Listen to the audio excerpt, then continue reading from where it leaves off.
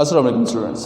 तो जैसा कि आपको मालूम है चैप्टर नंबर 6 हमारा मुकम्मल हो चुका है। अब चैप्टर नंबर 7 शुरू करने जा रहे हैं। इसका पहला टॉपिक हम पढ़ने जा रहे हैं जिसका नाम यूजेटी है, और ये भी चैप्टर बहुत वीवीआईपी है एग्जामिनेशन पॉइंट ऑफ व्यू से। इसमें से भी एक सवाल मस्ट आता है, तो अच्छे तरीके से समझ लेंगे। तो पहला टॉपिक हमारा है UJT.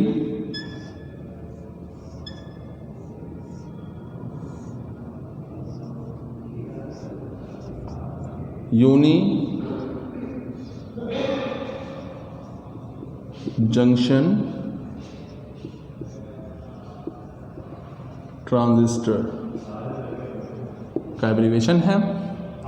UJT uni junction transistor का एब्रीविएशन है, और इसकी अगर हम तारीफ़ करें तो यूँ कर सकते हैं कि ये एक ऐसा कंपोनेंट होता है जिसके अंदर एक पीएन जंक्शन और इसके 3 टर्मिनल्स पाए जाते हैं, इसलिए इसको यूनी जंक्शन ट्रांजिस्टर कहते हैं।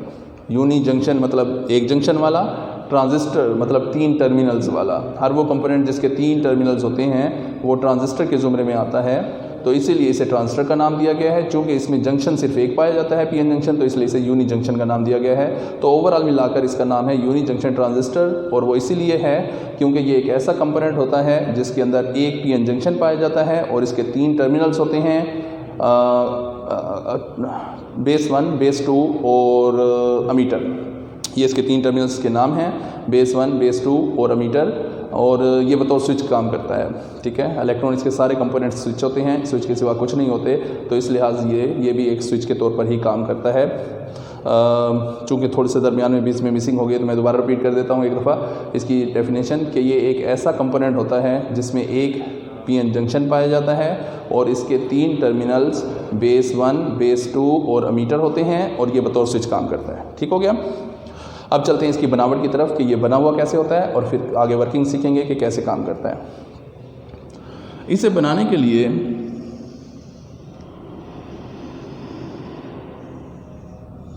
सबसे पहले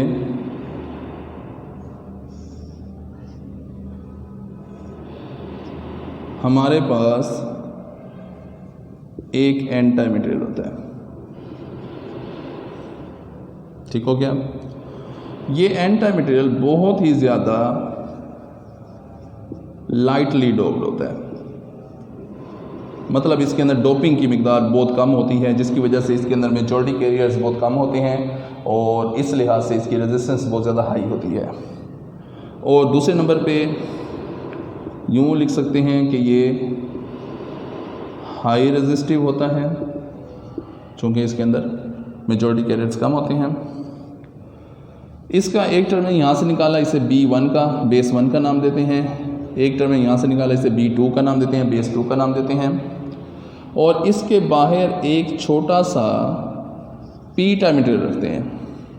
जब इस पी टाइप मटेरियल को गर्म करते हैं तो ये पिघल कर इसके अंदर डिफ्यूज़ हो जाता है, और यही चीज़ हमारे पास इस शक्ल में बन जाती है।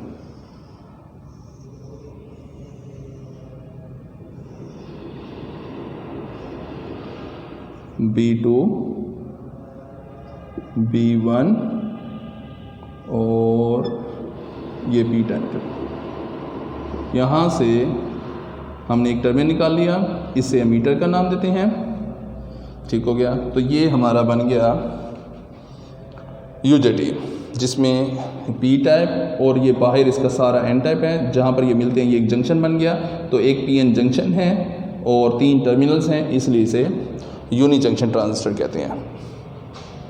ये इसको इक्विवेलेंट सर्किट के ज़रिए भी शो किया जा सकता है। कैसे देखते हैं कि सबसे पहले हमारे पास एक हाई रेजिस्टिव मटेरियल है,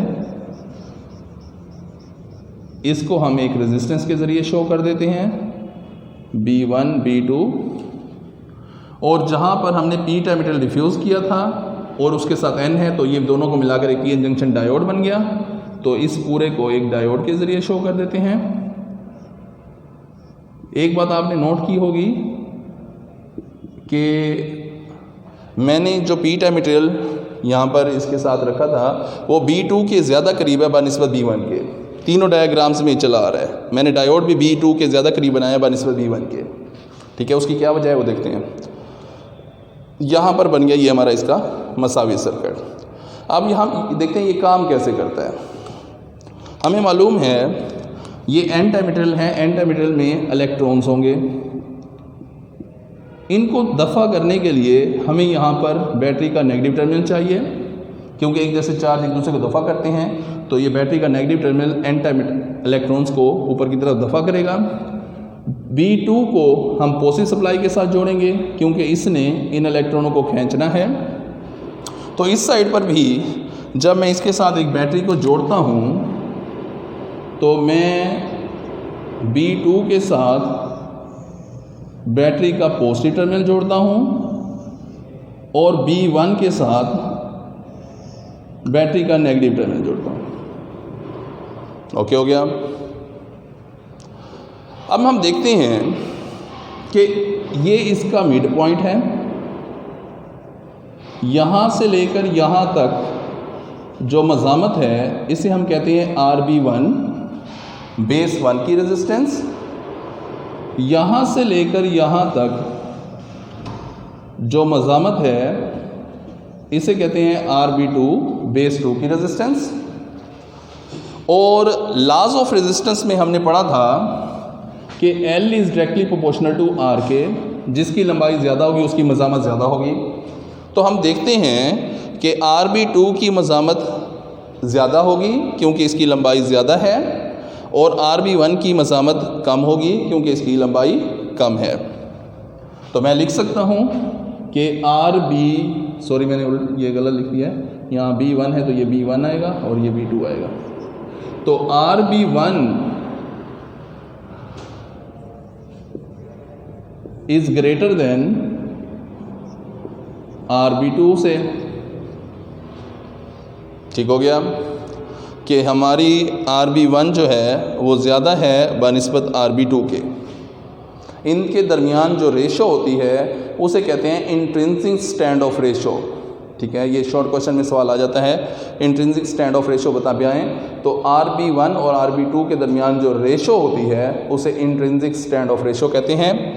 अच्छा, वो क्यों होती है वो देखते हैं। अब दूसरी साइड पर लॉज ऑफ रेजिस्टेंस में L is directly proportional to R के, इस लिहाज से RB1 is greater than RB2 के। ओम्स लॉ के अंदर हमने पढ़ा था R is directly proportional to V के, कि जितनी मज़ामत ज़्यादा होगी उतने उसके ऊपर वोल्टेज ड्रॉप ज़्यादा होंगे। इसका मतलब ये हुआ कि RB1 ज़्यादा है तो इसके ऊपर VB1 भी ज़्यादा होंगे बनिस्बत VB2 के।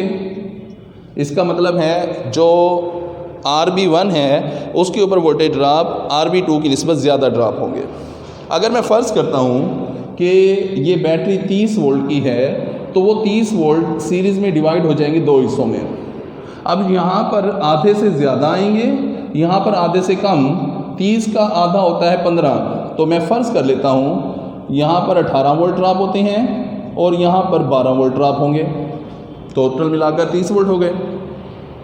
अब अगर ये बेस 1 बैटरी के पॉजिटिव टर्मिनल के साथ जुड़ा हुआ है तो इसका मतलब है ये मिड पॉइंट इसके लिए नेगेटिव के तौर पर काम करेगा। B1 बैटरी के नेगेटिव टर्मिनल के साथ जुड़ा हुआ है तो ये मिड पॉइंट इसके लिए पॉजिटिव के तौर पर काम करेगा।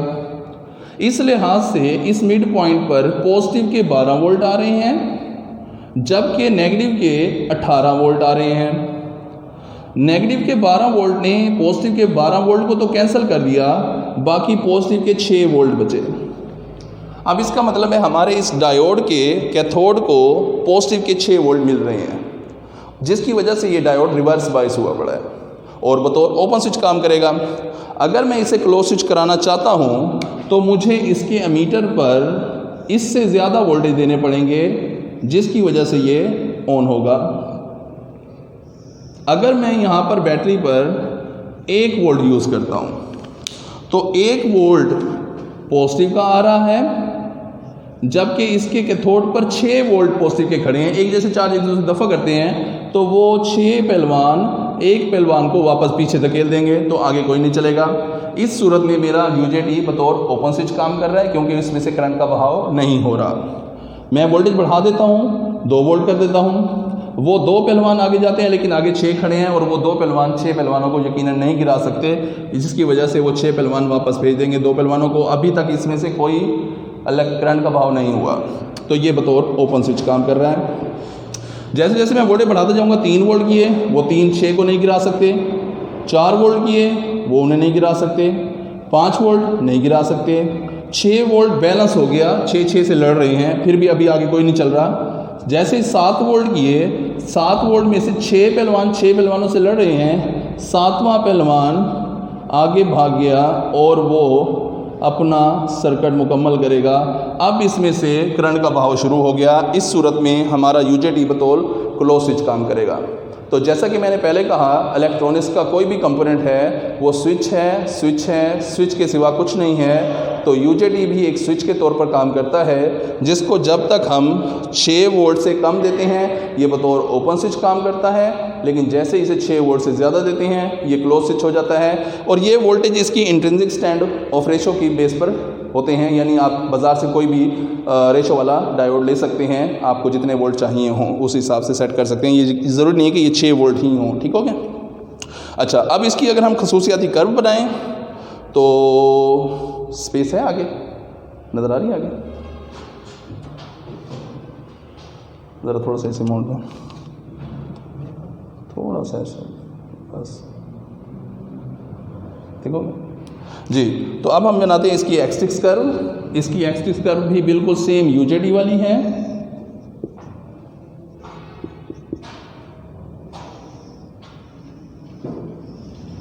इसको वीपी कहती हैं, वैली पॉइंट, ठीक हो गया।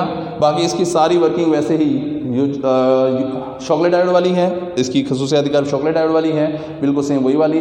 अगर हम इसकी अलामत की बात करें तो इसकी अलामत देखते हैं, इसकी अलामत FET की तरह होती है, बिल्कुल सेम।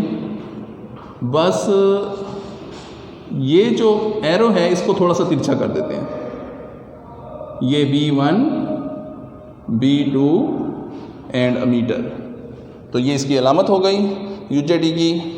और दैट्स ऑल, शुक्रिया, बेस्ट ऑफ लक।